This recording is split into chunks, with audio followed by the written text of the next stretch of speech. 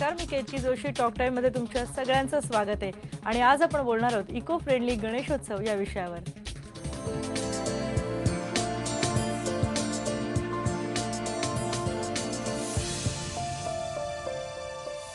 या गणेशोत्सवामध्ये हा गणेशोत्सव जास्तीत जास्त इको फ्रेंडली व्हावा यासाठी सगळीकडेच खूप प्रयत्न केले जात होते आणि त्यातलाच एक भाग होता ते प्रत्येक महापालिकेचा।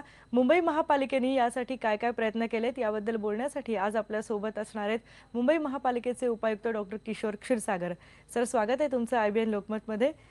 नमस्कार, आयबीएन लोकमतच्या सर्व दर्शकांना माझा नमस्कार। आपण सरांकडनं वेगवेगळे उपक्रम जे आहेत महापालिकेचे ते जाणून घेणारच आहोत, पण तुम्हाला जर काही प्रश्न असतील आणि त्यासाठी आम्हाला फोन करायचा असेल तर आमचा नंबर तुम्ही लिहून घ्या 022 668 99263।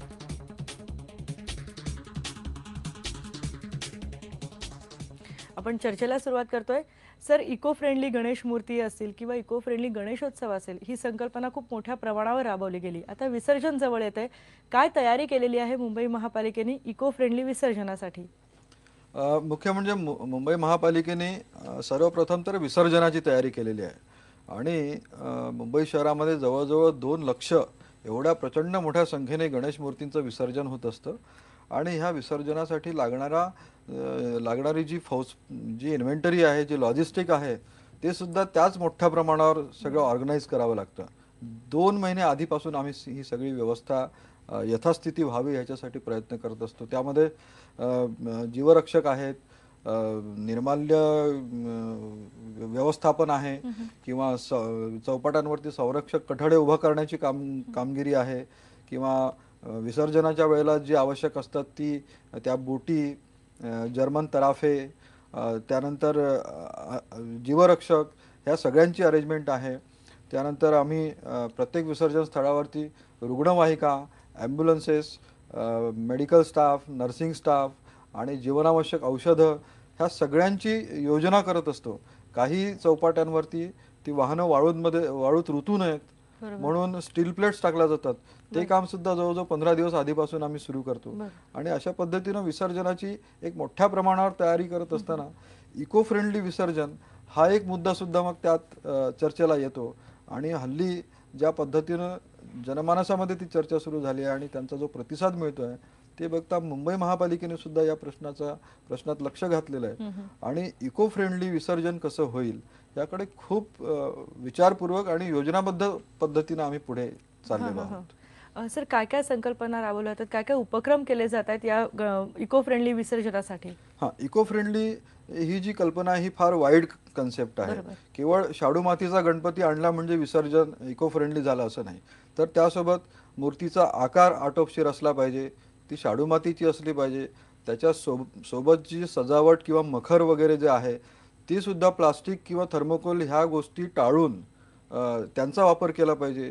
नंतर मूर्ती बनवण्यासाठी जो रंग असतो तो कृत्रिम किंवा घातक रंग नको, एक नॉर्मल प्रकारचे रंग असावेत किंवा इको फ्रेंडली कलर असावेत, ते सुद्धा आजकाल मार्केटमध्ये मिळू लागलेले आहेत आणि त्यांचं विसर्जन जे आहे ते विसर्जन समुद्रात न करता कृत्रिम तलावामध्ये करावं, अशा प्रकारची एक योजना आहे। मुंबई महापालिकेने जवळजवळ 27 कृत्रिम तलाव पूर्ण मुंबई महापालिकेच्या वेगवेगळ्या विभागांमधून याच्यासाठी आम्ही तयार केलेले आहेत आणि लोक त्याचा खरोखरी चांगल्या पद्धतीने लाभ घेतात आहे। नंतर ह्याच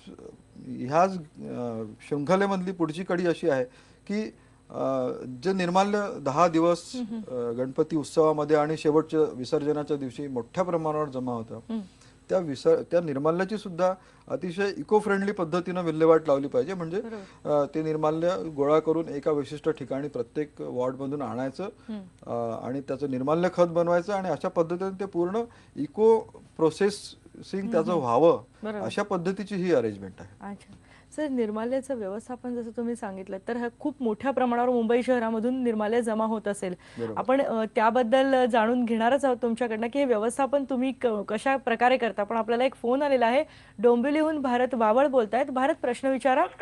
नमस्कार। माझा प्रश्न असा आहे की गणपती विसर्जनासाठी सध्या मुंबईमध्ये तलाव किंवा समुद्र किनारा हा अतिशय दूर असतो आणि तिथे गर्दी पण जास्त असते, तर माझा एक सूचना अशी आहे की प्रत्येक सोसायटी किंवा 4-5 सोसायटी मुंबईत एकत्र आल्या आणि त्यांनी एक कृत्रिम तलाव बांधला आणि त्या तलावामध्ये विसर्जन केले तर यापेक्षा जास्त गर्दी कमी होईल आणि शिवाय जे निर्माल्य राहील ते एखाद्या चांगल्या ठिकाणी किंवा कॉर्पोरेशनच्या ठिकाणी टाकले तर ते निश्चितपणे त्याचा फायदा होईल. तर यावर आपण काय प्रकाश टाकाल? धन्यवाद. नाही वावळसाहेब, आपली जी भूमिका आहे ना ती अतिशय स्वागतार्ह आहे. मी तर म्हणतो 4-5 सोसायट्यांनी मिळून जर सोसायटीच्या आवारात एक छोटंसं तलावासारखं किंवा पॉन्ड तयार केलं आणि त्यात पाणी भरून विसर्जन केलं आणि त्यानंतर ती जी माती असते ती माती आपल्या सोसायटीच्याच बागेमध्ये वापरली तर मला वाटतं आपण 100% इको फ्रेंडली पद्धतीने विसर्जन केलं असं निश्चित म्हणता येईल. असं जसं त्यांनी सोसायट्यांमधल्या छोट्या छोट्या सांगितलं किंवा छोटी मंडळं असेल त्याचप्रमाणे घरगुती गणपती जे असतात त्यांचं विसर्जन देखील चौपाट्यांवर मोठ्या प्रमाणात होतं. अशा वेळेला त्यांनी कोणकोणत्या काळजी घेतली पाहिजे, त्यांच्यासाठी मुंबई महापालिकेने काय काय उपक्रम राबवलेत? मुंबई शहरामध्ये साधारण जे 2 लक्ष गणपती मूर्ती आहेत त्यापैकी 10,500 मूर्ती ह्या जवळजवळ सार्वजनिक आहेत आणि उरलेल्या 1,90,000 ह्या घरगुती गणपती मूर्ती आहेत. तर इको फ्रेंडलीच्या दृष्टीने जर आपल्याला जायचं असेल तर सर्वसामान्य लोकांनी पहिल्यांदा स्वतःच्या घरात इको फ्रेंडली गणपती मूर्ती आणावी. म्हणजे आपोआप आज ज्या एक 15-16 हजार किंवा 20,000 पर्यंत इको फ्रेंडली गणपती मूर्ती आलेल्या आहेत त्या निश्चितच 2 लाखापर्यंत जाऊ शकतील. फक्त लोकांनी स्वतःपासून सुरुवात करण्याची गरज आहे. बरोबर. सर, आपल्याला आणखी एक प्रश्न येतोय. गिरीश हेरेकर आहेत पुण्याहून. गिरीश, प्रश्न विचारा. मला असा प्रश्न विचारायचा की कृत्रिम कृत्रिम रंग आणि इको फ्रेंडली रंग हे कसं ओळखावं आपण? नाही, हे नमस्कार हिरेकर साहेब, हे ओळखण्यासाठी आपल्याला त्या रंग या विषयातल्या तज्ज्ञांची मदत घ्यावी लागेल. परंतु सर्वसाधारणपणे बाजारात जे रंग मिळतात ते कृत्रिम रसायनांनी तयार केलेले असतात. आपण जर त्यांना इको फ्रेंडली रंग म्हणजे नैसर्गिक रंग मागितले तर दुकानदार आपल्याला व्यवस्थित तशा प्रकारचे नैसर्गिक रंग आपल्याला देऊ शकतील, पुरवू शकतील. सर, मगाशी जसं आपण बोलत होतो की निर्माल्याचं व्यवस्थापन हा एक खूप मोठा प्रश्न आहे खरं तर, आणि मुंबईसारख्या शहरांमध्ये खूप मोठ्या प्रमाणावर या 10 दिवसांमध्ये निर्माल्य जमा होत असेल. याचं व्यवस्थापन मुंबई महापालिका कशा प्रकारे करतं? अतिशय चांगला प्रश्न विचारलात केतकी आपण. निर्माल्याचं व्यवस्थापन हे मुंबई महापालिकेमध्ये साधारणपणे 2-3 स्तरांवर केलं जातं. जसं पहिल्यांदा गणपतीचे 10 दिवस जे आहेत त्या 10 दिवसात तयार होणारं जे निर्माल्य आहे ते रोज महापालिकेची एक निर्माल्य वाहन नावाची एक गाडी आहे ट्रक सारखी आणि ती प्रत्येक मंडळाला प्रत्येक एरियामध्ये जाते, तिकडून निर्माल्य कलेक्ट करते लोकांकडून आणि ते निर्माल्य एका विशिष्ट ठिकाणी आणून त्याचा पुढे खताचा प्रकल्प राबवला जातो. ही पहिली बाब झाली. दुसरी बाब अशी आहे की गणपतीची मूर्ती जेव्हा विसर्जनाला चौपाटी किंवा कृत्रिम तलावाच्या ठिकाणी येते तर त्या ठिकाणी खूप निर्माल्य ते स्वतःसोबत घेऊन येतात. तर ते निर्माल्य प्रत्येक चौपाटीहून आम्ही स्वतः विशिष्ट वाहनांद्वारे कलेक्ट करतो. तिथे निर्माल्य कलश ठेवलेले असतात, त्या कलशात सुद्धा ते येतं. तिथून गोळा करून ते वाहनांद्वारे त्या ठिकाणी न्यायचं आणि त्यातले जी काही प्लास्टिक वगैरे किंवा काही दुसऱ्या गोष्टी मिक्स असतील त्या बाजूला काढायच्या, सॅग्रिगेशन करायचं आणि फुलांचं केवळ निर्माल्य खत बनवायचं. तर ह्या 3 टप्प्यांमधून ही निर्माल्याची व्यवस्थापन महापालिका करत असते. सर, आणखी इको फ्रेंडली विसर्जनाबद्दल आणि इको फ्रेंडली एकूणच गणेशोत्सवाबद्दल आम्हाला जाणून घ्यायचं आहे, पण एक वेळ झाली एका ब्रेक.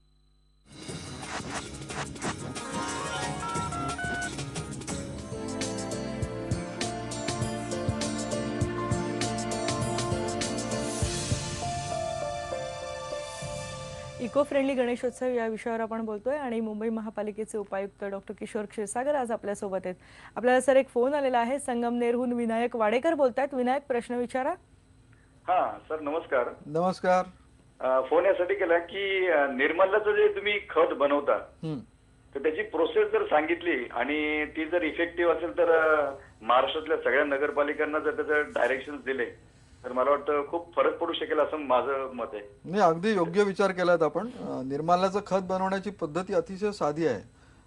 जी फुलं आणि जी निर्माल्य सगळे येतं ते त्यातले प्लास्टिक वगैरे ज्या अविघटनशील ज्या गोष्टी आहेत त्या काढून टाकायच्यात. त्या एका खड्ड्यामध्ये त्यांचा एक लेअर टाकायचा. त्या लेअरवर थोडंसं शेण, गाईचं किंवा म्हशीचं शेण पाण्यामध्ये कालवून ते त्यावर टाकायचं आणि त्याच्यावर दुसरा लेअर टाकायचा आणि एक 8-1 दिवसांनी त्याची उलथापालथ करत राहायची आणि थोडं पाणी शिंपत राहायचं. 6 महिन्यामध्ये आपल्याला निर्माल्य खत उत्कृष्ट प्रतीचं मिळू शकेल. इतकी साधी ती पद्धती आहे. खरं तर ही खूप साधी पद्धती आहे आणि खूप मोठ्या प्रमाणावर राबवली गेली तर याचा खूप उपयोगही होऊ शकतो. नक्कीच. आपल्याला सर आणखीही बोलायचं आहे, पण निलेश पाटील आहेत ठाण्याहून. निलेश, प्रश्न विचारा.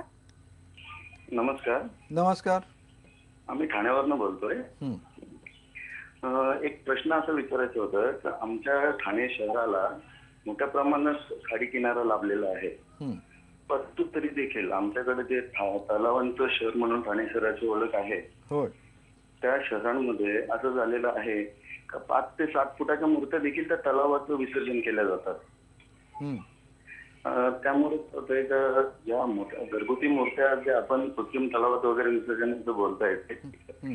पण या सार्वजनिक मूर्त्यांवर काहीतरी म्हणजे असं तुम्ही तलावात न करता खाडी किनारी किंवा समुद्र किनारी, आज समुद्र किनारी जरी आम्हाला जाणं शक्य नसलं तरी ठाणे शहराला चारही बाजूने खाडी किनारा उपलब्ध आहे. तर त्याच्यासाठी महापालिका सतर्कतेने काही करू शकते का? मी आपल्याला असा उपाय सुचवू इच्छितो की एक तर आपण शहरामध्ये कृत्रिम तलावांची संख्या वाढवण्यावर भर दिला पाहिजे. दुसरी गोष्ट अशी आहे की मूर्त्यांची जी उंची आहे ती उंचीसुद्धा आपण आटोपशीर राहील, मर्यादित राहील ह्याकडे लक्ष दिलं पाहिजे. कारण 20 फूट 30 फूट उंचीच्या मूर्त्या ह्या सर्व बाबतीत हाताळायला जिकिरीच्या होतात, त्रास होतो, त्यांचं विसर्जन लवकर होत नाही, त्यात POP वापरावं लागतं. POP हे पर्यावरणाच्या दृष्टीनं प्रदूषित करणारा घटक आहे.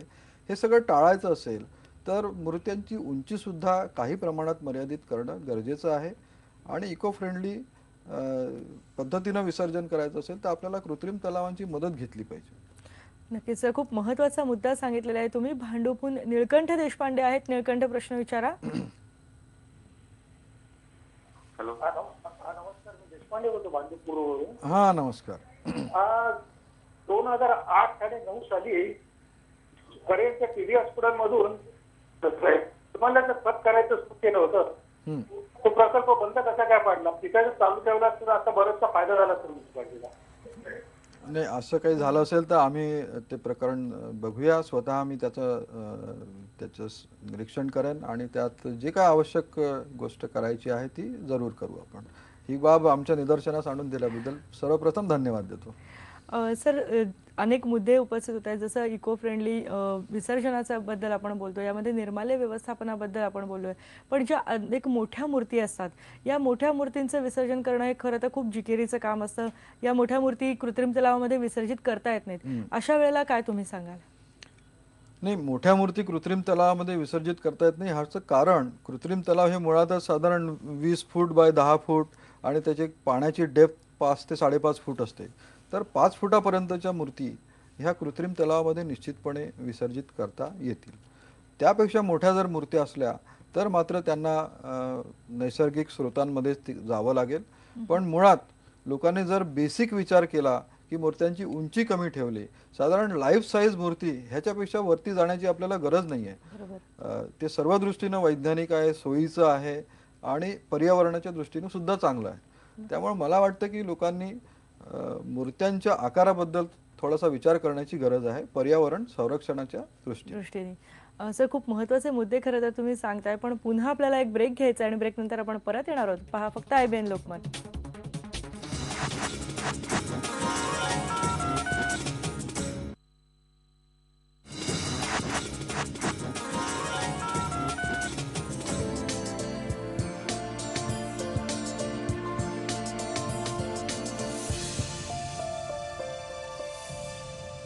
आज टॉक टाइममध्ये आपण इको फ्रेंडली गणेशोत्सव या विषयावर बोलतोय आणि मुंबई महापालिकेचे उपायुक्त डॉक्टर किशोर क्षीरसागर आज आपल्या सोबत आहेत. सर, तानाजी काळे आहेत इंदापूरहून, त्यांना प्रश्न विचारायचा आहे. तानाजी, प्रश्न विचारा. नमस्कार, तानाजी काळे बोलतो इंदापूर मधून. नमस्कार साहेब. सर, महाराष्ट्र प्रदूषण नियंत्रण मंडळाच्या जे काही मार्गदर्शक तत्व आहेत, वास्तविक पाहता गणेशोत्सवाच्या काळामध्ये मंडळातला असेल किंवा गणेश मूर्ती बनवणाऱ्यांना असेल, असे काही मार्गदर्शक तत्व त्यांना सांगितली तर जे रंगामधून जे पाण्याचं प्रदूषण होतं ते रोखण्यामध्ये फार मोठ्या प्रमाणामध्ये मदत होईल. जे ग्रामीण भागामध्ये धरणसाठी असतील, तलावसाठी असतील, तिथं जनावरांसाठी पाणी पिण्यासाठी वापरतात. अगदी बरोबर. माणसाचे तानाजी तानाजी तुमचा प्रश्न थेट विचारा. हा. तर अशी काय मार्गदर्शक तत्व साहेब आहेत का आपल्या? हो, मी आपल्याला निश्चितपणे एक सुचवू शकतो की महाराष्ट्र प्रदूषण नियंत्रण मंडळातर्फे दरवर्षी अशा कार्यशाळा घेतल्या जातात आणि तिथले PRO इको फ्रेंडली मूर्त्या बनवणाऱ्या मूर्तिकारांना अगदी मुंबई शहरात आणून त्यांचं डेमॉन्स्ट्रेशन देतात या इकडच्या मूर्तिकारांना की ती मूर्ती कशी बनवायची, शाडू मातीपासून कशी बनवायची, नैसर्गिक रंगांचा वापर कसा करायचा, कशापासून ते नैसर्गिक रंग बनवायचे याचं थेट मार्गदर्शन प्रदूषण नियंत्रण मंडळातर्फे दरवर्षी केले जाते. आपण नक्कीच त्याचा लाभ घ्यावा आणि त्या मंडळाशी एक संपर्क साधावा. सर, एक आणखी महत्त्वाची माहिती आपल्याकडून हवी होती. गिरगाव चौपाटीवर जसं विसर्जन सुरू झालं त्यावेळेला माशांनी हल्ला केल्याचा, माशांनी अनेक जे विसर्जनाला गेले होते त्यांना चावल्याचा प्रकार झाला होता. त्याबद्दल काय सांगाल? त्याबद्दल महापालिकेने काय काय पावलं उचलली होती? केतकी, अतिशय योग्य प्रश्न विचारलात आपण. कारण मध्ये एक 4-5 दिवसांपूर्वी मीडियामधून जशी ही बातमी आली, सगळ्या मुंबई शहरामध्ये नागरिकांमध्ये मोठ्या प्रमाणावर एक हलचल निर्माण झाली होती आणि त्यामुळे गणपती विसर्जन गिरगाव चौपाटीवर होते किंवा नाही इथपर्यंत प्रश्न विचारले जाऊ लागले होते. स्टिंग रे, जेलीफिश अशा 1-2 प्रकारचे जे मासे आहेत त्यांचे गेल्या 15 दिवसात जे काही हवामानामध्ये फेरबदल झाले आहेत त्याच्या परिणामी त्यांची त्या स्टिंगरे नावाचा जो मासा आहे त्याची मादी प्रजननासाठी तिकडे किनाऱ्यावर येत असते आणि तिची पिल्लं त्याच्यावरनं हे गणेश भक्त चालत गेले आणि त्यांनी चावे घेतले किंवा डंक मारले असं म्हणूया आपण. परंतु ह्यामुळे घाबरून जायचं कारण नाही. महापालिकेने अतिशय चांगली तयारी केलेली आहे ह्या गोष्टीला तोंड देण्याची. आम्ही नागरिकांना आवाहन केलं की छोट्या मुलांना अजिबात चौपाटीवर जाऊ देऊ, पाण्यात जाऊ देऊ नये. विसर्जन जे आहे ते बोटी आणि तराफ्यांच्याच मार्फत करावं. ते सगळं ऑपरेट करायसाठी आमची महापालिकेची स्वतःची टीम तिथे कार्यरत असेल. आम्ही त्या सगळ्यांना गमबूट दिलेले आहेत की जेणेकरून त्यांच्या पायाला इजा होऊ नये. चौपाटीवरची प्रकाश व्यवस्था वाढवलेली आहे. त्याचप्रमाणे महापालिकेचा जो प्रथमोपचार केंद्र जे असतं त्या ठिकाणी तिथल्या डॉक्टरांच्या संख्येत वाढ केलेली आहे आणि ह्या प्रकारासाठी जी काही औषधं लागतात त्या औषधांची तिथे उपलब्धता करून दिलेली आहे. आणि मरीन इन्स्टिट्यूटच्या लोकांना, त्यांचे जे तज्ज्ञ लोक आहेत त्यांना रोज ह्या चौपाट्यांचं निरीक्षण करून ते संध्याकाळी आम्हाला कळवतात की तिथे आज काय परिस्थिती आहे. तर गेल्या 2-3 दिवसापासून तिकडचा तो माशांचा जो वावर आहे तो कमी झाल्याचा सुद्धा त्यांचा रिपोर्ट आहे. अतिशय महापालिकेने अतिशय सायंटिफिकली आणि मेथॉडिक पद्धतीने ह्या प्रश्नाला तोंड द्यायचं ठरवलेलं आहे आणि म्हणून मी नागरिकांना असं आवाहन करतो की त्यांनी ह्यामुळे अजिबात घाबरून जाऊ नये. अच्छा सर, कार्यक्रमाच्या शेवटी येतोय. शेवटी एक अत्यंत महत्त्वाचा प्रश्न विचारायचा आहे की इको फ्रेंडली विसर्जनाकडे येताना मिरवणूक कशा प्रकारची असावी याबद्दल थोडक्यात, अगदी थोडक्यामध्ये काय सांगाल? गणपती म्हटलं की खूप उत्साहाचा सण आहे आणि त्याच्यामुळे नागरिकांचा उत्साह अगदी ओसंडून वाहत असतो. तो एवढा की त्यांना DJ लावून नाचायची वगैरे तिकडे मिरवणुकीमध्ये इच्छा होते. परंतु मला असं वाटतं की इको फ्रेंडली गणेशोत्सव जर साजरा करायचा असेल तर त्यांनी 85 डेसिबलपेक्षा जास्त कुठलाही आवाज होईल असं वाद्य, DJ यांचा वापर करू नये. शिवाय त्यात जी अचकट विचकट गाणी लावली जातात ती पण करू नयेत. कारण हा अतिशय चांगला धार्मिक उत्साहाचा सण आहे. त्याला अशा प्रकारचं एखाद्या कार्निवलचं स्वरूप देणं हे योग्य होणार नाही. हा धार्मिकतेचा प्रश्न आहे, लोकांच्या भावनेचा प्रश्न आहे आणि त्या भावनांचा त्यांनी जरूर आदर करावा. नक्कीच सर, खूप खूप धन्यवाद. तुम्ही आज इथे आलात, आमच्या प्रश्नांनाही उत्तरं दिलीत आणि इको फ्रेंडली गणेशोत्सव कसा साजरा करावा याबद्दल खूप चांगल्या टिप्स सुद्धा तुम्ही आम्हाला दिल्यात. याबद्दल तुमचे खूप खूप आभार. धन्यवाद. इको फ्रेंडली गणेशोत्सव साजरा करताना काय काय काळजी घेतली जावी, अगदी छोट्या गणेश मूर्त्यांपासून ते विसर्जन होईपर्यंत, मिरवणुकीपर्यंत काय काळजी घेतली जावी हे आपण पाहिलेलं आहे. निर्माल्याचं व्यवस्थापन कशा प्रकारे केलं जावं, घरगुती गणेशोत्सवापासून आपण सुरुवात करू शकतो. घरगुती गणेश मूर्ती ज्या आहेत त्या तुमच्या इको फ्रेंडली आणा, त्या शाडूच्या मूर्ती आणा. त्याचं जे विसर्जन आहे ते देखील तुम्ही तुमच्या घराच्या जवळ एखादा कृत्रिम तलाव करून करू शकता. अशा प्रकारे इको फ्रेंडली गणेशोत्सव साजरा करायला तुम्ही देखील मदत करू शकता. टॉक टाइममध्ये आज आपण इथेच थांबतोय. उद्या भेटणार आहोत पुन्हा नवीन विषयासह. पहा फक्त IBN लोकमत.